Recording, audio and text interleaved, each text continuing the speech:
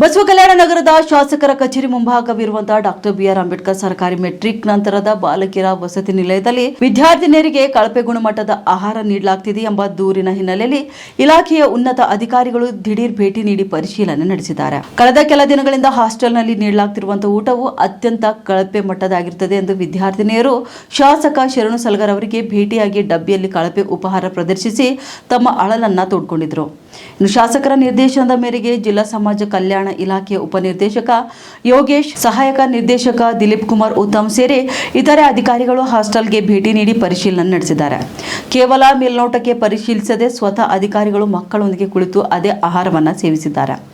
Hostel ನಿರ್ವಹಣೆಯಲ್ಲಿನ ನಿರ್ಲಕ್ಷ್ಯ ಮತ್ತು ಮಕ್ಕಳಿಗೆ ಗುಣಮಟ್ಟದ ಆಹಾರ ನೀಡುವಲ್ಲಿ ವಿಫಲರಾದಂತಹ ಹಿನ್ನೆಲೆಯಲ್ಲಿ ಹಾಸ್ಟೆಲ್ ಮೇಲ್ವಿಚಾರಕರ ವಿರುದ್ಧ ಕಠಿಣ ಕ್ರಮ ಕೈಗೊಳ್ಳಲಾಗಿದೆ. ಇನ್ನು ಮಕ್ಕಳ ಆರೋಗ್ಯದ ಜೊತೆ ಆಟವಾಡುವುದನ್ನು ಸಹಿಸಲು ಸಾಧ್ಯವಿಲ್ಲ. ಕರ್ತವ್ಯ ಲೋಪವೆಸಗಿದಂತಹ ಮೇಲ್ವಿಚಾರಕರ ವಿರುದ್ಧ ಶಿಸ್ತು ಕ್ರಮ ಜರುಗಿಸುವಂತೆ ಅಧಿಕೃತ ಪತ್ರ ಬರೆಯಲಾಗಿದೆ ಎಂದು ತಿಳಿದು ಬಂದಿದೆ.